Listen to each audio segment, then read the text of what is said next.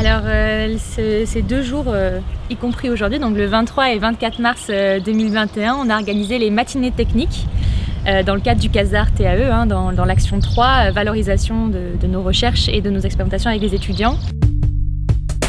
On a eu la présence d'instituts de recherche qui étaient présents les 2 matinées sur différents sujets. On a eu également des instituts techniques qui ont été présents, des professionnels, par exemple un vétérinaire agréé aquacole.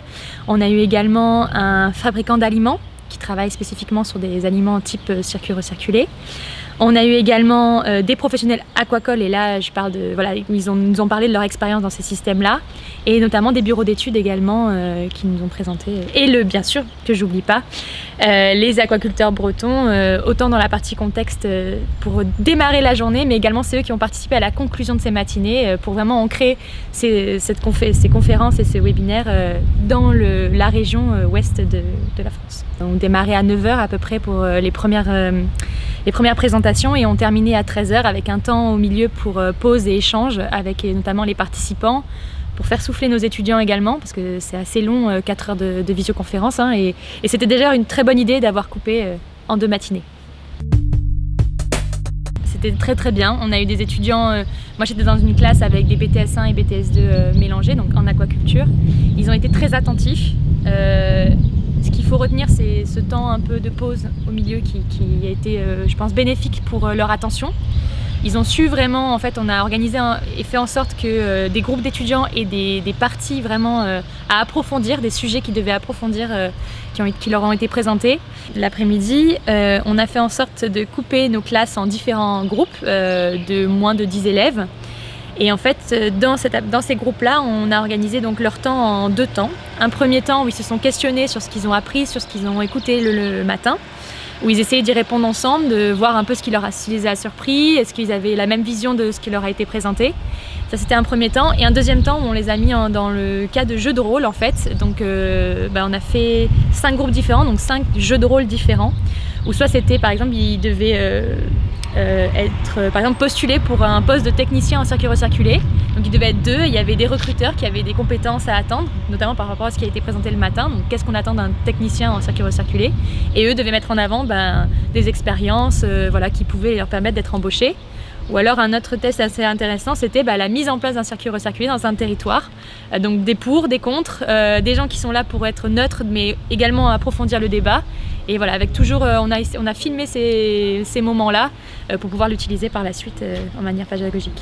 On avait quand même organisé avec des petits groupes, 4 élèves à Bréoulou, mais aujourd'hui plus que 2, et 4 apprentis à Guérande, sur la partie communication. Donc eux devaient travailler justement sur la partie accueil et restauration. Donc ça a été un peu coupé, mais on a su vite retomber sur nos pattes. Et donc ils seront plutôt dans le remerciement des intervenants via en fait la création de sacs Armor Luxe, donc de tote bag qu'on appelle, où on pourra mettre les programmes, des clés USB, des petites goodies pour les intervenants, pour les remercier pour leur temps, parce que même si ils n'ont pas été accueillis ici en bonne et due forme, ils ont vraiment pris du temps pour faire les présentations et être là présents pendant au moins 8 heures.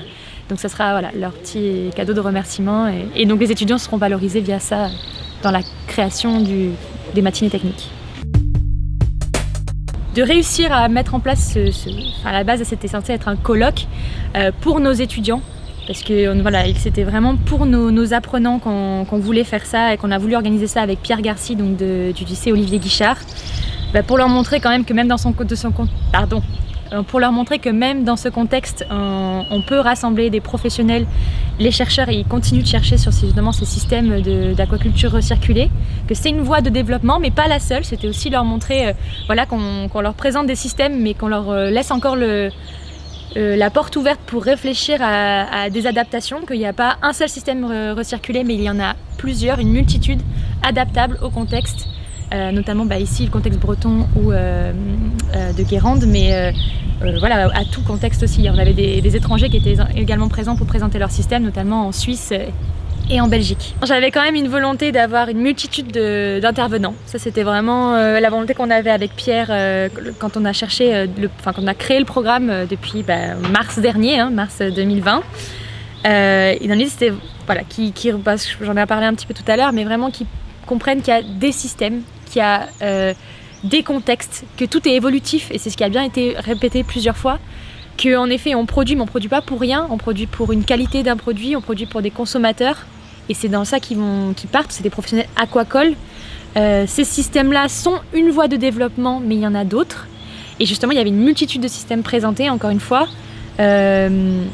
Est-ce que je vais réussir à formuler une vraie finalité propre? Je ne sais pas si j'arrive à toucher ce que tu veux me faire dire, mais en fait c'est vrai que je pense qu'il faudrait aller jusqu'à une évaluation concrète de ce qui s'est passé. Ils vont avoir un compte rendu à rendre, et de là on pourra établir s'ils ont suivi, compris, et si on arrive à l'objectif que voilà, ce que j'ai un peu énuméré qu'on voulait se donner, quoi.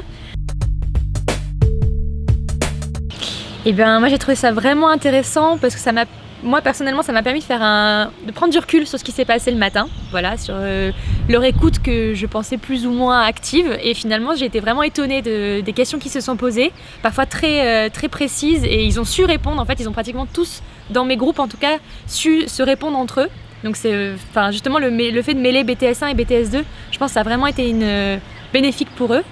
Et voilà, c'est vraiment ce qui m'a beaucoup plu, et le fait du jeu de rôle, ça les a, et pour eux aussi c'était bien. Notamment ils ont parlé hier rapidement, mais une intervention a été faite sur un peu les bioflocs, donc c'est assez nouveau, c'est assez innovant, ils en avaient normalement jamais entendu parler, et ça a été une question posée, et notamment donc par je crois une TS1 qui savait pas trop ce que c'était et qui confondait un peu avec biofilm, donc qui sont quand même deux choses différentes. Et là justement un TS2 a su répondre, et de manière assez précise, et on a lancé un petit débat là-dessus, enfin vraiment qu'est-ce que c'était, de quoi c'était composé, et ça a un peu ouvert aussi leur discussion, mais comment on peut s'en débarrasser, enfin voilà, on est allé un peu plus loin que juste le thème, et ça j'ai trouvé ça super intéressant. Voilà, c'est le premier exemple qui me vient à l'esprit, parce que je pensais vraiment qu'il n'avait pas retenu, parce que c'était un nouveau mot, une nouvelle notion, mais il y en a plein d'autres que j'oublie là et qu'il faudrait que j'y réfléchisse, mais j'ai tous les papiers et les livrables prêts.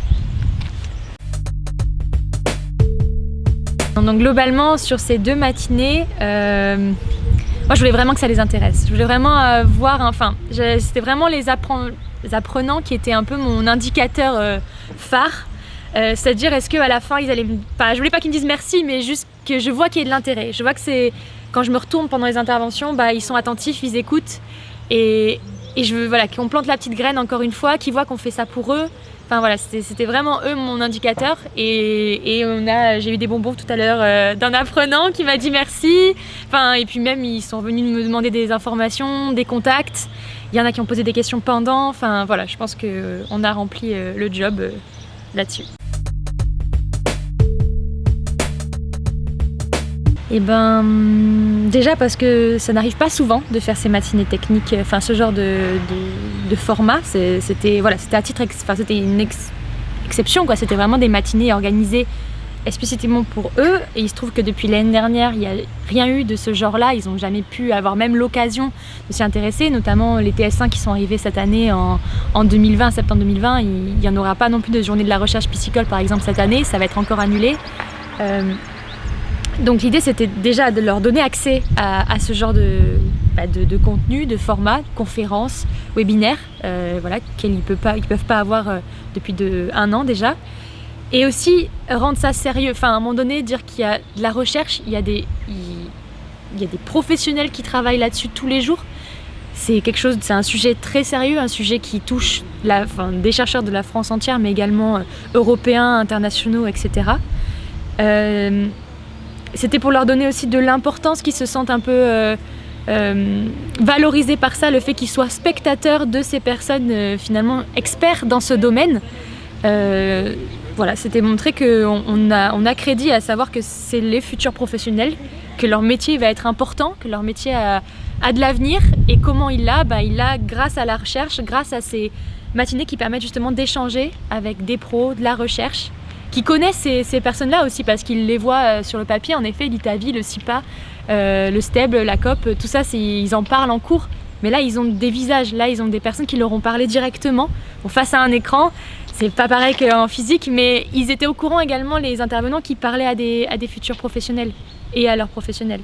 Donc c'était vraiment faire en gros créer du lien, même si c'est vers un ordinateur, même si c'est dans ce contexte-là, essayer de quand même créer du lien entre nos apprenants et les intervenants et futurs pros.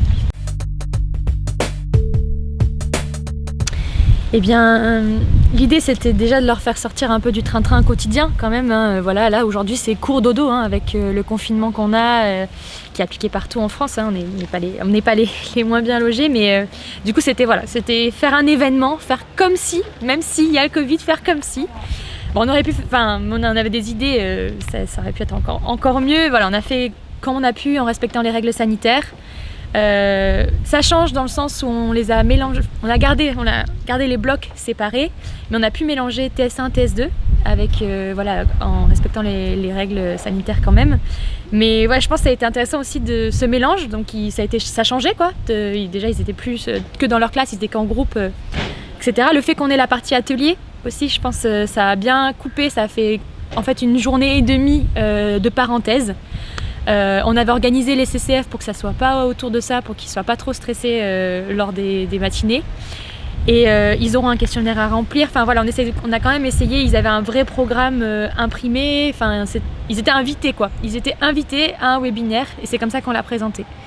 Et donc avec un compte rendu bien sûr qu'on attendra d'eux par la suite, qui seront un de nos livrables également. Ils avaient des parties spécifiques à expliciter. Mais voilà, l'idée, on aurait aimé en faire encore en plus pour... et voilà. On l'a commencé avec Pierre pendant le confinement, c'était une idée qu'on voulait se monter qu'on voulait monter lorsqu'on a créé et rédigé le CASDAR TAE. Et depuis l'année dernière, on est sur le programme. Alors certes, on a laissé les vacances d'été passer, mais après on n'a pas arrêté de s'appeler pratiquement une semaine, voire chaque semaine ou une semaine sur deux, pour revoir le programme, qui on invite, comment, après caler les horaires. Il faut savoir qu'on croyait au présentiel jusqu'au dernier moment. Finalement, on a eu aussi, par rapport aux étudiants et apprenants qu'on voulait participants de de ces présentations, on a dû décaler le colloque, on l'a avancé de 2 mois en septembre, donc ça a dû tout redécaler aussi notre organisation. Il fallait prévoir la com, il fallait prévoir les rendez-vous avec les participants, les intervenants, voir comment, de quoi ils voulaient parler, dans quoi ils se sentaient à l'aise. Leur dire au dernier moment, finalement c'est qu'en visio vous pouvez le faire de chez vous. Au début on partait sur un accueil quand même, en accueil en présentiel, donc on avait commencé à regarder pour les logements, pour la cantine, pour la restauration. Je sais pas si ça a été plus complexe parce que finalement le format final a limité quand même ces échanges-là et ces complexités qui est l'accueil, le logement, etc. Mais en termes de temps de travail et d'investissement, c'était très très long et très complexe quand même. Parce qu'il y avait quand même ce qui était à participation, être sûr que ça se passe bien lors de la visio aussi. On avait un temps restreint et ça je suis très fière de dire qu'on a respecté complètement le timing. On n'a jamais été en retard, on a même eu de l'avance le premier jour, donc ça nous a permis d'avoir un petit délai qui nous a permis de finir pile poil à l'heure également. Mais c'était quand même tout ça une organisation pour être sûr que tout match, que les présentations étaient à la suite mais pas trop déconnectées. Donc ça a été bien aussi et bien rappelé entre intervenants qui disaient comme l'a dit Yann plus tôt ou comme l'a dit Mathieu plus tôt, parce qu'il y a eu plusieurs Mathieu, plusieurs Yann, mais en gros souvent ils ont fait écho aux autres présentations, les intervenants, donc ce qui a permis de donner un lien aussi dans ce qui se passait. C'était pas complètement déconnecté, c'était pas des interventions qui sortaient de nulle part, on était sur un thème complet, montrer du professionnalisme, c'est ça qu'on voulait montrer aussi aux étudiants. C'est pas, on l'a travaillé, on a un programme qui était impeccable. Voilà, je m'en vante pas, mais vraiment, on y a vraiment beaucoup bossé avec Pierre. Et vraiment en termes de fluidité, c'était très très bien. Alors j'ai utilisé l'outil Zoom parce que je sais qu'il marchait très très bien en mode webinaire, parce que j'ai pu le tester avec Agrinium. Et d'ailleurs, je les remercie énormément. Parce que même si on avait des comptes pro, en fait, moi je voulais un compte pro avec accès webinaire. Et webinaire c'est vraiment différent que juste une conférence. En fait, on a 2 liens différents. Des liens pour les panélistes ou conférenciers, donc eux où ils ont la vidéo et le son, et les liens spectateurs où eux peuvent converser via la discussion et les questions-réponses, mais il n'y a pas de problème ils prennent le son, ça permettait aussi de faire justement de fluidifier, de ne pas avoir de problématique de je dois couper le son des personnes. Et aussi c'était bien différencié, on voyait le nombre de spectateurs, on voyait le nombre de conférenciers présents, donc c'était impeccable. Et ensuite par la suite on peut récupérer les enregistrements, donc les 2 matinées ont été enregistrées. On peut extraire également les questions-réponses des 2 matinées, donc moi celles qui n'ont pas été résolues parce qu'en fait on pouvait voir celles qui étaient répondues et d'autres non. Celles-ci je peux les envoyer aux intervenants et attendre qu'eux répondent aux spectateurs qui ont posé les questions. Donc ça aussi ça nous permet cet outil-là, donc il est vraiment très intéressant. Et ça c'est le Zoom avec option webinaire. Alors au dernier comptage, il y avait 157 inscrits via le Google Form. C'est sans préciser parfois, donc un enseignant qui s'est connecté, qui s'est inscrit pour toute sa classe. Donc là, il faut je mette dans le questionnaire justement cette donnée-là à rajouter. Et plus nos étudiants chez nous, donc 50 en BTS 1, BTS 2, une classe d'à peu près 10-15 en terminale qui a assisté d'ailleurs à toute la première matinée du 23. Et à Guérande, ils sont également une 50aine d'étudiants, quoi. Donc, et plus les intervenants, à peu près 14. Voilà, donc on est sur un total de 250 à peu près, quoi, 250, 260 présents. Voilà, c'est bien plus que ce que je pensais parce qu'on a, en termes de communication, voilà, on a fait un beau programme, on a fait un beau flyer, on a présenté ça nous sur notre site internet du lycée de Bréoloux. Guérande, Olivier Guichard, pardon, le lycée, c'est Pierre qui a fait la com au niveau de ses réseaux. Et après, on a un peu éclaté ça sur nos partenaires, notamment les intervenants, pour qu'ils présentent ça sur leur plateforme. Mais c'est tout, quoi. On n'a pas fait d'appel de presse. Vraiment, j'ai été étonnée des inscriptions et du nombre d'inscrits le lundi, quoi. C'était bien plus que ce que je pensais. Donc c'est très très bien. Oui, j'en ai eu quelques-uns et notamment le dernier que j'ai eu tout à l'heure qui nous a vraiment remercié, et c'est un professionnel aquacole qui m'a dit j'ai pas décroché des 8 heures de présentation, donc c'est un super compliment et je suis très contente que voilà, ça ait plu vraiment. Il y a eu beaucoup d'échanges, il y avait constamment des questions soit sur la partie discussion, soit sur la partie questions-réponses avec les panélistes, donc et les panélistes ont d'ailleurs joué le jeu à rester pour répondre à ces questions. Je pense qu'en termes aussi d'accueil et de réponse, on a été présents et je pense que ça a bien plu aussi aux spectateurs, quoi. Alors les 2 vidéos des matinées vont être rediffusées aux participants. Également les questions-réponses, ça c'est pour nous, on les garde, mais eux normalement ont récupéré leurs informations, sauf celles qui n'ont pas été répondues, où là les intervenants répondront directement aux spectateurs. Nous, ce qu'on se garde par contre pour le CAS d'Artéae, pour nos apprenants et les intervenants, ce sera le PDF des présentations. Voilà, je pense que la vidéo suffit amplement pour les spectateurs qui ont participé et qui ont écouté. Nous, on aura les PDF dans le cadre de notre pédagogie, de nos apprentissages, mais ce ne serait pas nécessaire de le divulguer et de le partager aux spectateurs. Si c'était à refaire, déjà j'aimerais le faire sans Covid, donc faire un vrai colloque avec viennoiserie, café, ça c'est pour mon directeur. Non, vraiment avoir un véritable accueil, je pense même pour moi ça aurait été une super expérience à vivre, encore plus stressante parce que j'avais pas dormi de la nuit lundi soir, mais voilà, c'était dans l'occasion de faire une vraie occasion, un vrai moment exceptionnel, accueillir et remercier complètement nos apprenants, apprenants et intervenants. Parce qu'on les a remerciés, mais encore une fois, voilà, c'est bien un ordinateur, c'est bien un écran, c'est pas pareil. Bon, ça, c'est dans ce cas-là. Si je devais le refaire dans un temps Covid, ce qui peut être possible, parce que après la visio va être intérinée comme format, je sais pas. Si, je pense qu'il faut que je prenne un peu plus de recul pour voir comment je l'aurais fait autrement, mais en fait, le faire comme on l'a fait là, couper la matinée aussi, avoir un temps d'échange. Je pense que c'est le meilleur format pour nos apprenants, en tout cas sous ce format-là de visioconférence. Voilà, je ne vois pas. Ou alors avoir des temps d'échange plus longs, à ce moment-là organiser ça sur une journée, mais après comment les reprendre une fois qu'ils ont été lâchés un peu sur des échanges entre eux. Ça peut être ça peut être au lieu d'avoir une matinée et une après-midi, ça peut être une matinée de 2 heures, temps d'échange, reprendre des interventions et refaire un atelier, ça pourrait être coupé comme ça peut-être. Voilà. Mais je vois pas d'autres idées pour l'instant.